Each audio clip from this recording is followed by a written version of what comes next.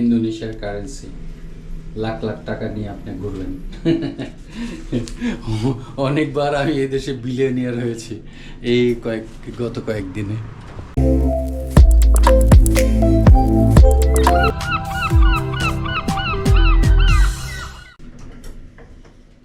দর্শক বন্ধুরা, আশা করি সবাই ভালো আছেন এবং অনেক অনেক ঘুরছেন।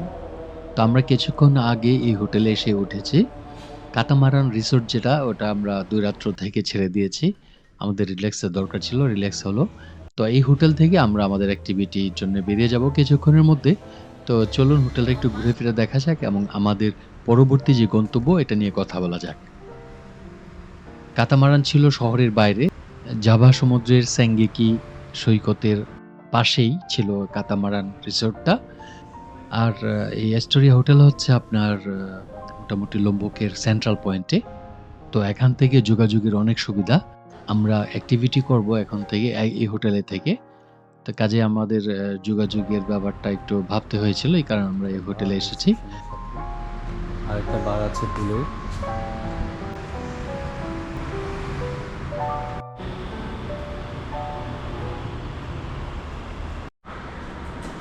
It is the cutest reception.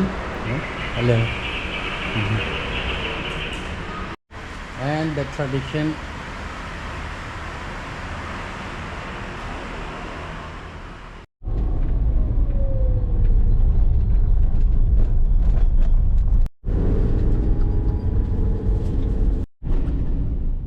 তো এখন আমরা যাচ্ছি তেতেবাতু নামে এক গ্রামের। এই গ্রামটি হলো এই দ্বীপের একটি শান্ত এবং ঐতিহ্যবাহী গ্রাম, যা রাজকীয় রিনজানি পর্বতের পাদদেশে অবস্থিত। মনোরম দৃশ্যের জন্য পরিচিত। গ্রামটি সবুজ ধানের তৃণভূমি, অনেক ধরনের বন্যপ্রাণী আছে এখানে। Sometimes the tree will be falling down, and then we can help you. That's why. Okay, 50,000 per person. চলুন আমরা ঘুরতে ঘুরতে বানর দেখি।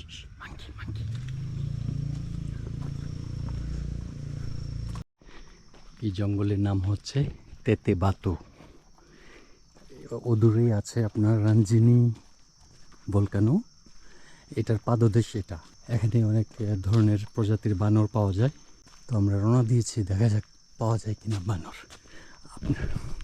আপনাদেরকে দেখাতে পারি কিনা। তো দুর্গম না, হাঁটা যায়।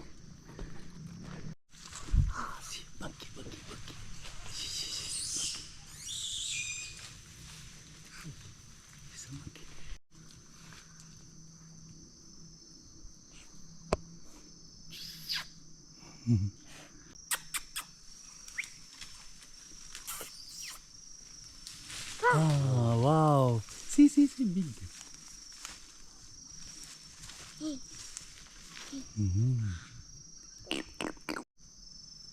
দীর্ঘ প্রায় ৩৫ মিনিট হাঁটার পরে আমরা প্রথমবার বানরের দেখা পেয়েছিলাম এবং রিসিপশন থেকে, জঙ্গলের যে রিসিপশন, এখান থেকে আমাদেরকে বলা হয়েছিল যে যদি ভাগ্য ভালো হয় ১ ঘন্টার মধ্যে বানর পেয়ে যাবেন, দেখতে পারবেন। আর ওরা অনেক নিরাশ হয়েছিল যখন আমাদেরকে গাইড দিতে চেয়েছিল একজন, সেই গাইড আমরা প্রত্যাখ্যান করেছিলাম। বানর দেখে এখন আমরা ফিরে যাচ্ছি। আমরা যাচ্ছি এখানে একটা ওয়াটারফলের উদ্দেশ্যে, একটা ঝর্ণা আছে বোধহয়। এই বনে ঢুকতে আমাদের কাছ থেকে নেওয়া হয়েছে ২০,০০০ রুপায়া, আর একটা গাইড নিলে ১৫০,০০০ কিংবা ২০০,০০০ রুপায়া দিতে হতো। আচ্ছা, গাইড মনে করেন যে ওদের মুখস্থ কোন জায়গায় বানর আছে, কোন জায়গায় কে আছে। গাইড সাথে থাকলে মনে করেন এই দারুণ মজাটা আমরা পেতাম না। একা একা বানর খুঁজে পাওয়ার যে একটা আনন্দ, সেই আনন্দ থেকে আমরা বঞ্চিত হতাম। এই কারণে আমরা গাইড নিতে চাইনি। If no sun, then what? Night. No sun. No sun means night. It is cold. It is cold here a little bit. Sun. Sun, yes. We are searching waterfall here. Dear Papa? Waterfall.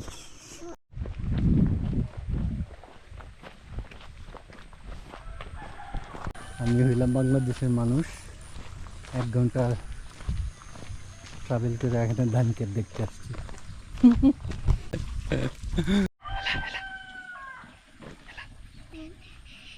It's gone.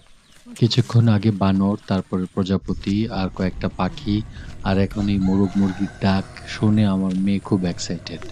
Dog dog, angry dog.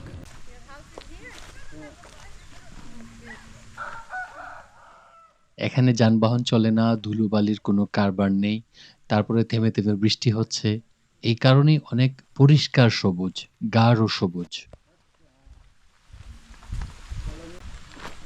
Broccoli, onion. এখানকার বাতাসে এক প্রকার শীতল এবং তাজা একটা গুণ রয়েছে। আমরা যারা গ্রামের ব্যাপার স্যাপার জানি, যেমন একটা ক্ষেতের পাশ দিয়ে গেলে আপনি মাটির গন্ধ পাবেন, ফসলের গন্ধ পাবেন, এখানে ঠিক তেমনটাই হচ্ছে। এই ব্যাপারটাই আসলে এই লোমবুকের এই পর্যটন প্রবণ অঞ্চলগুলোর থেকে সম্পূর্ণ ভিন্ন করে তোলে। হ্যাঁ, এটি এমন একটি জায়গা যেখানে আপনি দ্বীপের খাঁটি গ্রামীণ জীবনযাত্রার নিজেকে ডুবিয়ে রাখতে পারেন।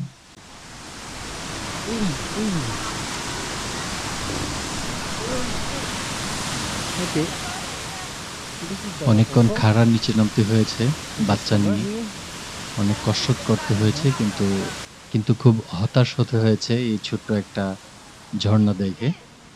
আমাদের আগে থেকেই জানা ছিল ঝর্ণাটা ছোট, কিন্তু এত ছোট হবে এটা ধারণা ছিল না।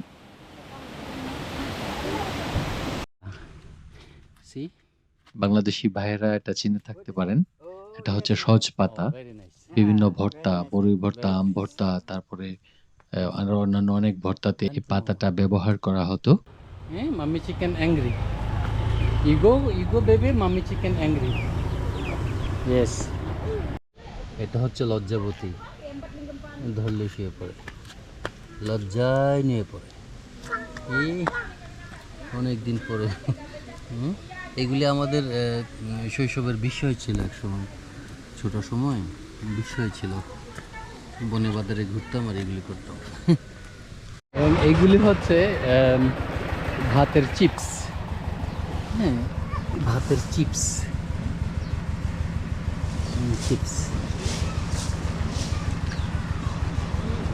চিপসগুলি এমন হয়, এই যে ভাতের চিপস, এগুলি তেলে ভাজার পরে এমন হয়। এগুলি খুব ফেভারিট এখন। আমাদের গাড়িতে পেট্রোল ভরা হচ্ছে। যেখানে পেট্রোল পাম্প নেই, এভাবে বোতলজাত পেট্রোল ভরা হয়ে থাকে গাড়িতে।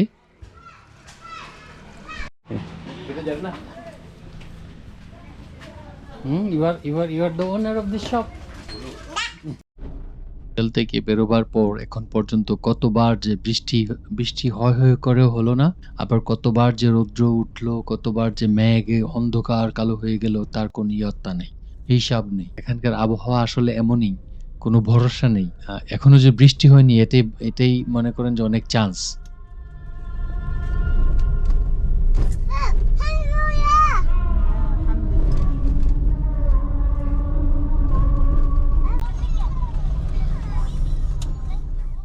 তো এটা হচ্ছে অনেকেই, আমি ইউটিউবে দেখেছি যে শত শত কন্টেন্ট আছে, বালি না লোমবক, বালি বনাম লোমবক।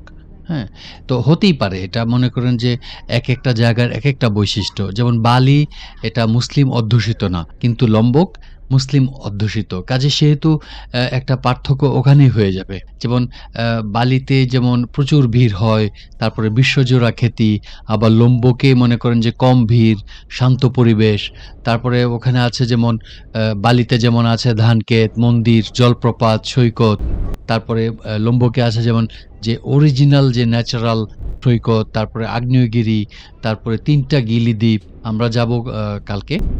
তারপরে আছে সংস্কৃতি, যেমন বালিতে হিন্দু ধর্মীয় সংস্কৃতি ও মন্দির, মানে প্রতি 1 মিনিট পর পরে আপনি মন্দির পাবেন ওখানে। তারপরে এখানে যেমন লোমবকে হলো মুসলিম সংখ্যাগরিষ্ঠ। বালিতে যেমন কুটা, তারপরে সেমিনিয়াক, বুদ, এদের যে ব্যস্ত একটা নাইট লাইফ। আবার এখানে মনে করেন যে লোমবকে ওরা সেন্ট্রাল লোমবকে এইসব রাখেনি, কোনো ডিস্কো হাবিজাবি এগুলি রাখেনি। এগুলি সব হচ্ছে আপনার গিলি, ট্রাঙ্গানে একটা আইল্যান্ড আছে, 3টা আইল্যান্ডের একটা আইল্যান্ড, ওখানে আপনি ওই নাইট লাইফটা পাবেন, তবে তুলনায় খুবই শান্ত। তারপরে ধরুন বালির খরচ অনেক বেশি, লোমবকের খরচ এগুলো অপেক্ষাকৃত বালির চেয়েও কম।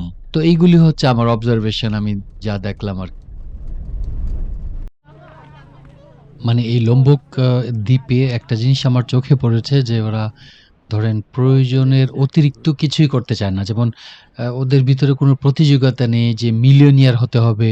হ্যাঁ, যতটুকু কাজ করলে চলে ঠিক ততটুকুই করবে, যতটুকু জিনিস বিক্রি করলেই চলে ততটুকুই বিক্রি করবে, যতটুকু হাঁটলে এই চলে ততটুকুই হাঁটবে। মানে এই ধরনের একটা ব্যাপার এদের মধ্যে লক্ষ্য করা যায়। ধর্মের প্রতি তাদের ভীষণ আনুগত্য এবং স্বভাবে খুবই বিনয়ী এবং কোমল। ঘণ্টাখানেক আগে আমরা যে এখানে বানর দেখতে গিয়েছিলাম জঙ্গলে, প্রায় ঘন্টা দেড়েক চলেছে কার। এই ঘন্টা দেড়েক আমি ইয়েতে ছিলাম 1980 সালে, 80 দশকে চলে গিয়েছিলাম।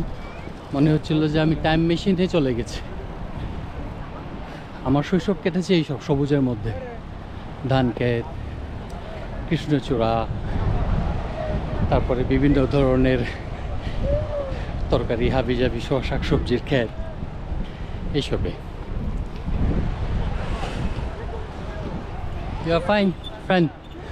What is his name? His name Nurul. This is eagle. Yeah? Eagle, yeah. Sea eagle. What kind of eagle? Sea eagle. Sea eagle. Yes. Ah, okay.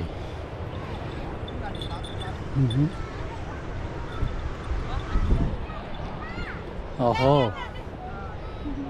sea eagle. Yes. Also, what is name? Rosa. Rosha and Nurul there. Yeah. Ah, okay. Hello.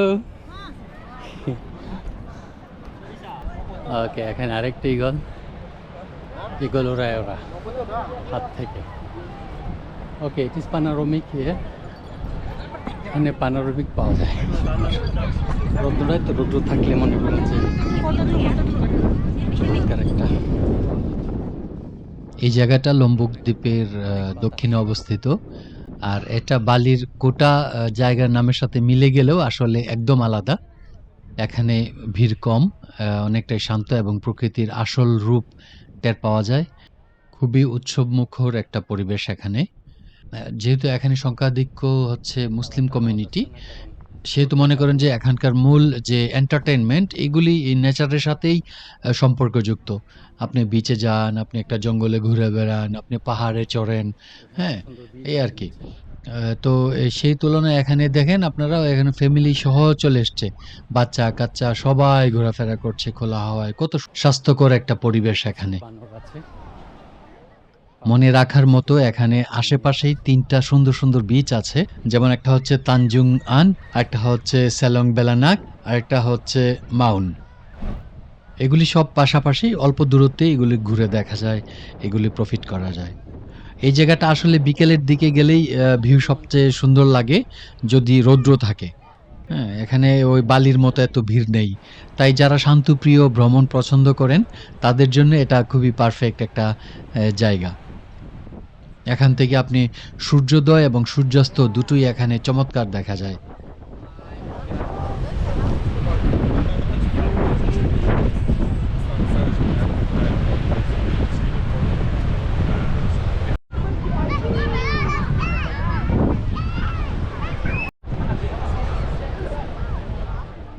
এই জায়গাটির নাম কোটা। খুব সুন্দর উৎসবমুখর পরিবেশে আমাদের অনেকক্ষণ কেটেছে এখানে। তো আমরা প্রচণ্ড ক্ষুধার্ত, এখন প্রায় সন্ধ্যাও হয়ে যাচ্ছে। তো এখানে আমরা গুগল ঘেটে রেস্টুরেন্ট পেয়েছি, খুবই অথেন্টিক এবং সামুদ্রিক খাবার দাবারের জন্য খুবই ভালো ভালো রিভিউ দেখলাম। এটাই সেই জায়গা। খাবারের অর্ডার দেওয়া হয়ে গেছে।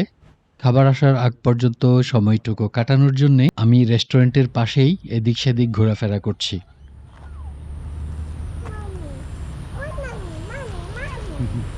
এটা এদিকে উপজেলায় যায়, উপজেলায় সদর থেকে উপজেলা যাওয়ার রাস্তা এটা, ঠিক আছে। না বলে দিলে তো বলবেন যে এটা হ্যাঁ ঠিকই বলছে, কিন্তু এটা একটা ইন্দোনেশিয়ার আইল্যান্ড।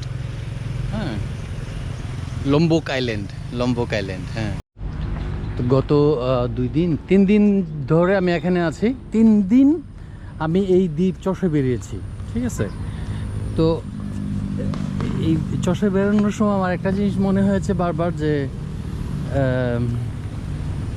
আমি আমার শৈশবে ফিরে গেছি, আমার দাদার বাড়িতে ফিরে গেছি। এই ধরনের মাঝে মধ্যে মনে হয় যে একটা দেশ প্যারালালি চলছে আরেকটা দেশের মতো। হ্যাঁ, যেমন এই জায়গাটা মানে পুরাপুরি আমাদের বাংলাদেশের কপি, গ্রামের কপি এই আইল্যান্ডটা। যে ধান কাটা শুরু হয়েছে, ভদ্রলোক ধান কাটতেছে। তো বরবটির গাছ।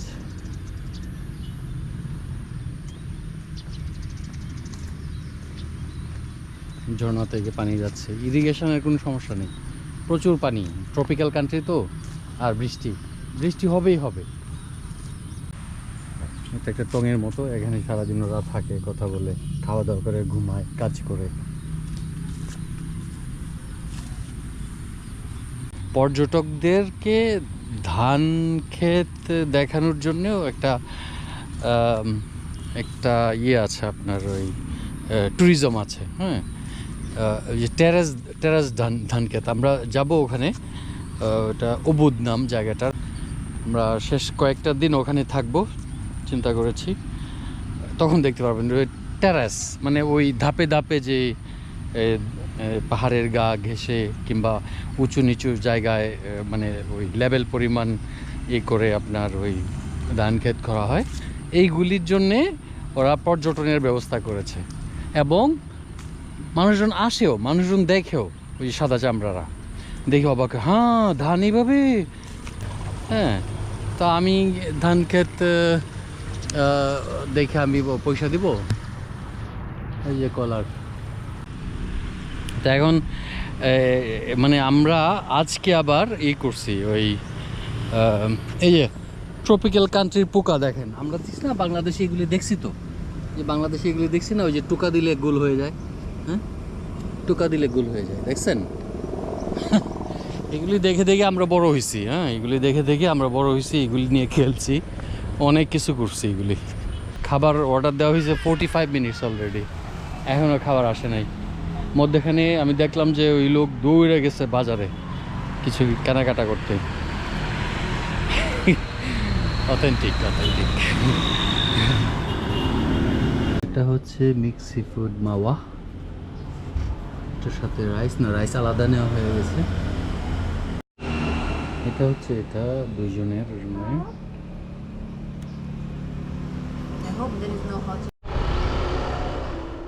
সসটা খুবই ঝাল ছিল। আমরা যারা ঝাল পছন্দ করি তাদের জন্য তো কোনো ব্যাপারই না। দর্শক বন্ধুরা, আমরা ভিডিওটির শেষ পর্যায়ে চলে এসেছি। শুনুন আমার মেয়ে কি বলে। Subscribe! ভালো থাকুন সবাই।